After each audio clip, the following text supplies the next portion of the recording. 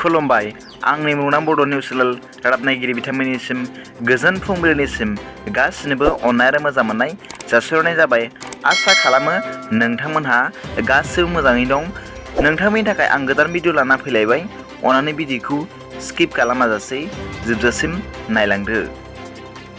थुदो बिदिबा गोबाव खालामाजासे रादाबखौ जागायनोसै।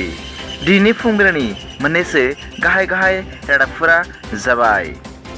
सेथियाव दं मैया क'क्राझार जिल्लानि सिङाव थानाय कुसुगाव दख'रा एबसुआ कुसुगाव ओनसोलनि सिङाव थानाय देग्लायनि 2022 मायथाइनि मेट्रिक एबा HSLC आनजादाव सेथि थाखोआव उथ्रिसारनो हानाय फरायसाफोरखौ मान बिलाइनायजों लोगोसे आंग्ल' बड' डिक्सनारि होनानै मान बिलाइदों।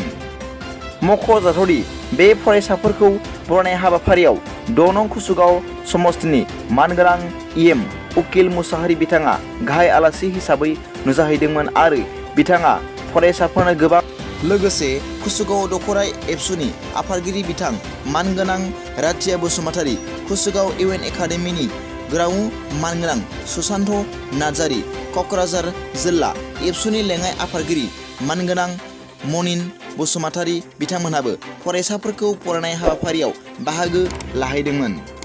मख'जाथावदि बिथांमोनजों लोगोसे ओनसोलनि गोबां मेलेमजिबि सुबुंफोरा हाबाफारियाव नुजाहैदोंमोन होनना खौरां मोननाय जादों।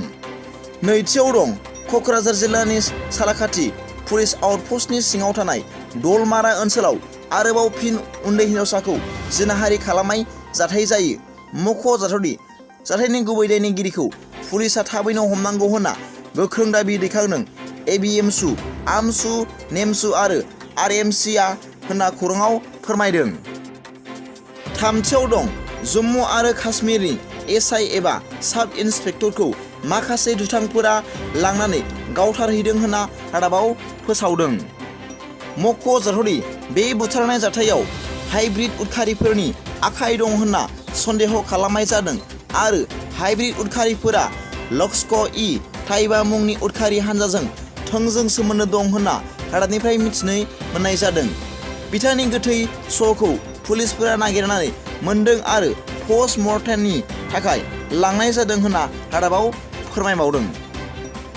जोबनायाव दं मैया सुनिबार 18 जुन 2022 अक्ट'खालि भारतनि गाहाय मन्त्रि मानगोनां नरेन्द्र मदि बिथांनि बिमानि बैसोआ 100 बोसोर फुरा जानाय दिनखालि बिमानिफ्राय आशीर्बाद लादों आरो बिमाखौ दैजों आथिं आखाइ सुनानै होदों होनना मिथिनाय मोननाय जादों। फुंबिलिनि रादाबा दा बेखिनिल'मोन। सोरबाफोर आंनि चेनेलखौ दिनैसो गोदानै नायसनदोंब्ला अननानै साबस्क्राइब खालामना ला आरो बेल आइकनावबो थुनानै हो जाहाथे आं गोदान निउस आपडेट लानानै फैयोब्ला नोंथांनियाव सिगांग्रो नटिफिकेसन सौहैयो। गाबोननि फुंबिलिनि रादाबाव नोंथांमोनखौ गासैखौबो आंनि गोसो गोरबोनिफ्राय बरायहरनाय जाबाय। गोजोन्थों। एसेनोसै।